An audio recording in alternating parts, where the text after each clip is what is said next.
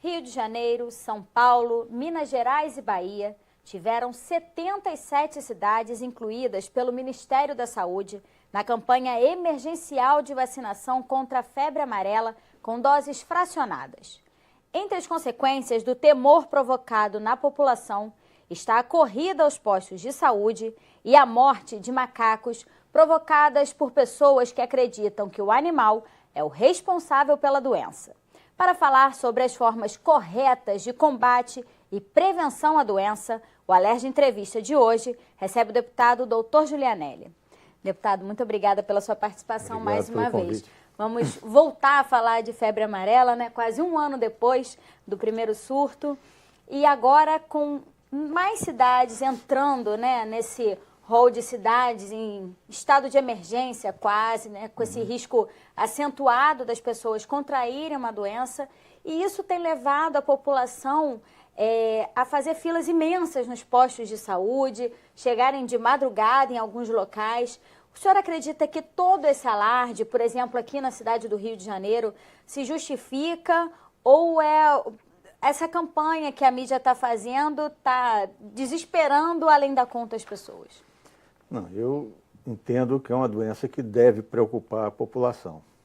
É lógico que nós não estamos justificando aqui correrias, mas as pessoas estarem atentas, nós não podemos também diminuir o problema.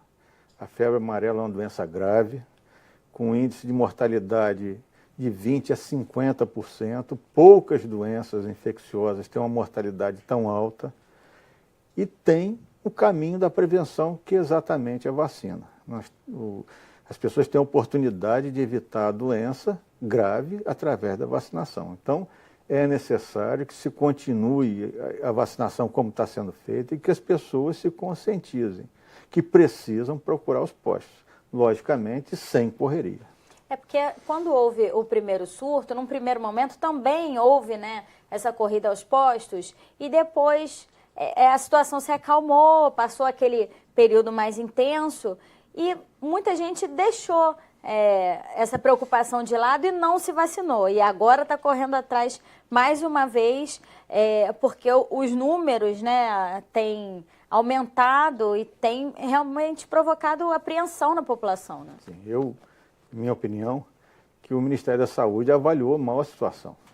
No primeiro surto. Em 2016, porque inclusive o Ministério da Saúde emitiu uma nota dando por terminado o surto no Sudeste. E nós vimos que não foi isso, simplesmente que no período de inverno o mosquito diminui e com isso a incidência da doença cai.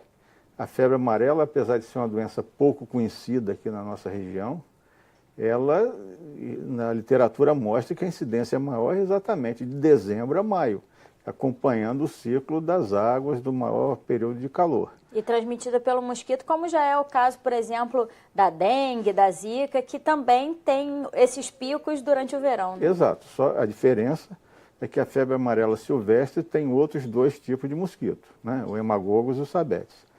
Mas pode se transformar em febre amarela urbana e passar a ser transmitida pelo Aedes aegypti, que já transmite zika, chikungunya e dengue. E aí seria um risco muito maior, né? Porque esses mosquitos já estão instalados, na verdade, na área urbana, né? Sim, com certeza. Nós termos aqui a febre amarela urbana vai ser um risco enorme para a população, porque as medidas de contenção do mosquito não funcionaram até hoje.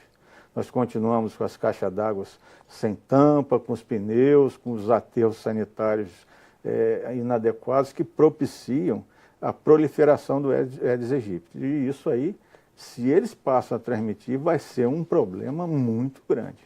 E o senhor falou sobre esse índice de letalidade, né, de 20% a 50%, que é um índice muito alto para uma doença como essa. E eu queria saber do senhor como a pessoa pode suspeitar, né, que ela foi contaminada pelo vírus, quais são os sintomas que ela normalmente apresenta? Olha, primeiro nós temos que entender o seguinte, existem as formas brandas, né? Algumas formas inaparentes, uma forma branda e as formas graves. As formas brandas, elas caminham como qualquer virose. Febre baixa, dor de cabeça, dor no corpo, dor articular. E aí se juntam os outros sintomas quando ela se transforma numa forma mais grave. Quando aparece o comprometimento do fígado, o olho começa a ficar amarelo, a icterícia, e a seguir as alterações hemorrágicas da febre amarela, né? Compromete o rim e as manifestações hemorrágicas pela pele. Então, como orientação, nesse momento que nós estamos tendo o vírus circulando na região sudeste, qualquer pessoa que vá em área de risco, beira de mata, áreas que houve macacos mortos, qualquer quadro febril, deve-se pensar na possibilidade de febre amarela. Isso é essencial. Procurar um médico e estar sempre monitorando. E os médicos precisam estar atentos para isso. Porque, como eu falei, como não existia febre amarela aqui, nós médicos não pensávamos na possibilidade. E a partir de agora se tornou obrigatório pensar em febre amarela diante de cada caso febril que aconteça, que chegue no consultório, nas emergências, no posto de saúde. Deputado, o senhor falou sobre a importância, né, da vacinação para não deixar justamente que a doença se dissemine de uma forma sem controle, né? Mas muita gente ainda tem medo de se vacinar porque por causa das reações, né? Em alguns casos específicos, a gente sabe que é uma minoria, mas em alguns casos específicos, alguns cidadãos chegaram a morrer em função desses efeitos, né, colaterais da vacina. O que essa vacina pode dar de efeito colateral e como é que o cidadão precisa avaliar, né, os riscos de se vacinar ou não? Olha, as equipes de vacinação estão treinadas. O Ministério da Saúde criou critérios, né? E os profissionais de saúde têm que observar exatamente isso, o risco e o benefício da vacinação. Repetindo, diante de uma doença com potencial de gravidade enorme, nós temos que assumir certos riscos. A incidência de complicação da vacina é muito baixa. Eu ainda exerço a profissão de médico, apesar de ser deputado. Então, eu tenho orientado assim aquelas pessoas que me perguntam. E por ser infectologista, eu concentro uma quantidade grande de pedidos de informação, tanto por mídia social, ou até nos consultórios onde eu trabalho. Então, sendo assim, o que eu posso responder é o seguinte: eu tenho 64 anos, minha mulher tem mais de 60, tenho 2 filhos com 35 e um neto de 10. Todos vacinamos. Todos vacinamos. Porque eu entendo que o risco de contrair a doença é muito pior, muito maior do que uma possibilidade de uma complicação. É lógico, as pessoas que têm alergia a ovo, a proteína de ovo, pessoas que têm baixa imunidade por qualquer coisa, HIV, lúpus. Pessoas que estão fazendo tratamento, né, quimioterápico, né? Então, essas pessoas, elas não devem vacinar. Aquelas pessoas com mais de 60 anos, as grávidas, vai depender da avaliação momentânea. O que eu quero dizer? Se a doença já está chegando na cidade dela, está morrendo macacos, comprovadamente por febre amarela, surgiu... Ou essas pessoas moram em áreas rurais, em áreas né? rurais, essas precisam vacinar, porque o risco da doença é muito maior. Logicamente, uma grávida que está numa cidade que não tem casos descritos, não tem área de mata, e essa não deve vacinar naquele momento, só se acontecer a situação. Então, a orientação do Ministério da Saúde, que eu entendo que é a mais correta, os profissionais vão avaliar, mas é importante, e isso é muito importante, que as pessoas não decidam não vacinar baseados em coisas de mídia. Porque tem muita coisa errada que está sendo falada aí, muitas descrições. Eu cito um caso de um médico que morreu em Barra do Piraí e noticiaram que foi por reação da vacina. E as pessoas começaram a divulgar isso no Facebook. E depois uma filha dele foi ao Facebook, fez a declaração que ele não foi vacinado. Foi justamente o contrário, morreu porque não se vacinou.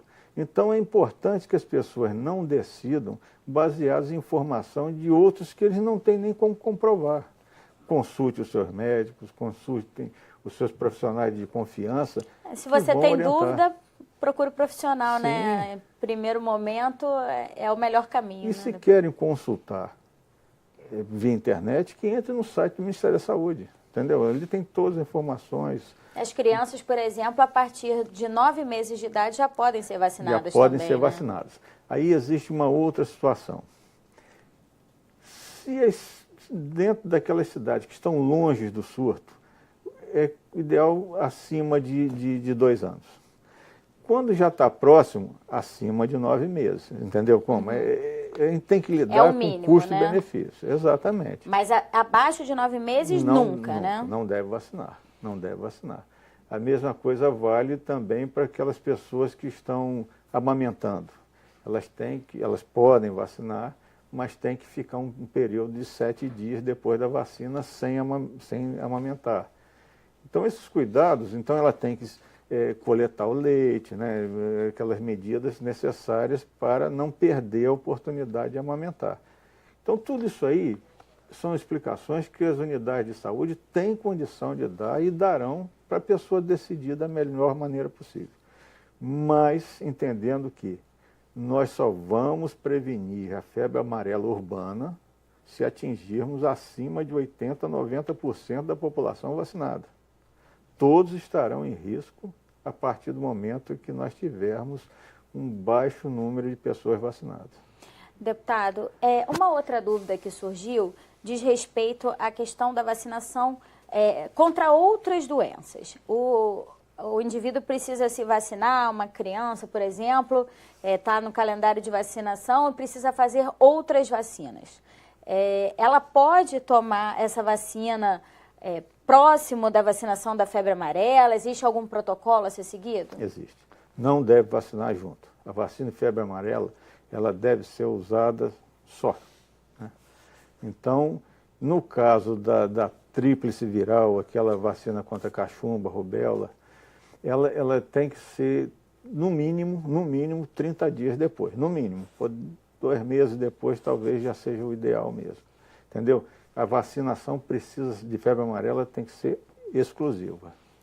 Por que isso acontece? O organismo precisa desse tempo para reagir a esse estímulo que foi dado com a vacina? São vários fatores. Olha só. Primeiro é que você está são vírus diferentes, de grupos virais diferentes. A vacina de febre amarela é um vírus atenuado. E também para você não confundir a reação de uma com a outra. Porque todas as 2 vacinas, todas elas, a tríplice viral e a de febre amarela, também vão dar podem dar dor local, vermelhidão, e aí vai ficar a dúvida se é reação da vacina de febre amarela ou da tríplice viral. Então, o ideal é que seja bem separado e as pessoas se programem para vacinar, levar seus filhos em tempos diferentes. Deputada, a gente vai fazer um pequeno intervalo e volta falando sobre esse assunto no próximo bloco. É só um minutinho, a gente volta já já.